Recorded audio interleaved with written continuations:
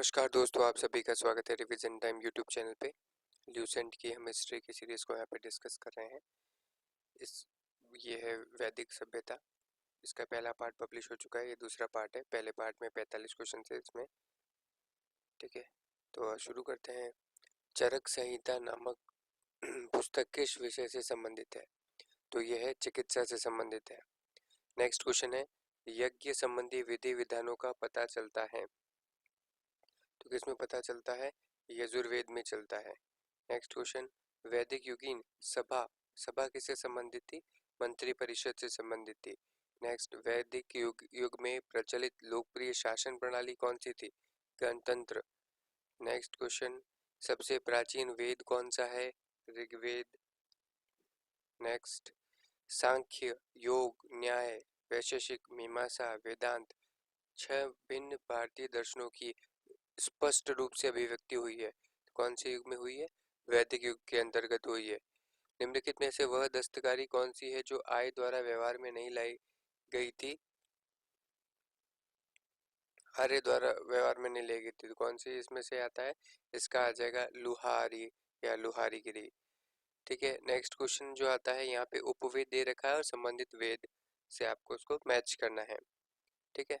तो इसका आयुर्वेद किससे संबंधित है? ऋग्वेद से। धनुर्वेद किससे संबंधित है? यजुर्वेद से। गंधर्व वेद किससे संबंधित है? सामवेद से। शिल्प वेद या अर्थशास्त्र किससे संबंधित है?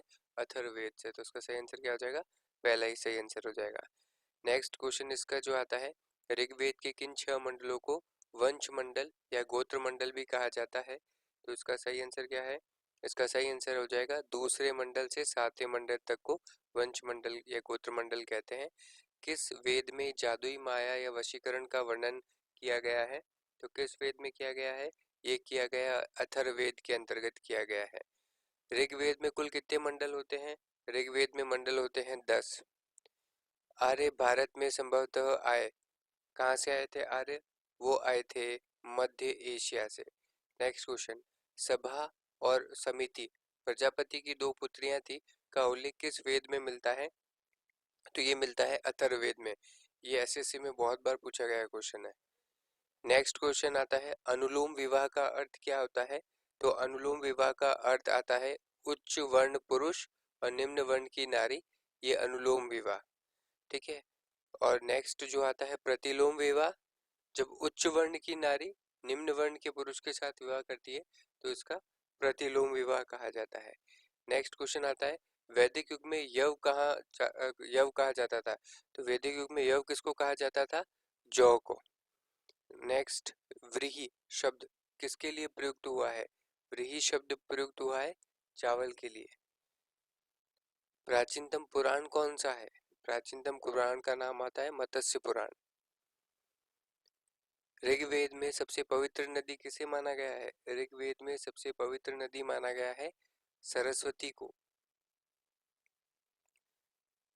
नेक्स्ट क्वेश्चन है, वैदिक समाज की आधारभूत इकाई कौन सी थी? वैदिक समाज की आधारभूत इकाई है कुल और कुटुंब। ऋग्वेद काल के उस सबसे प्रधान देवता की पहचान करें जिसकी स्तुति में 250 सूक्तों की रचना की गई है। तो इसका सही आंसर क्या हो जाएगा? इंद्र।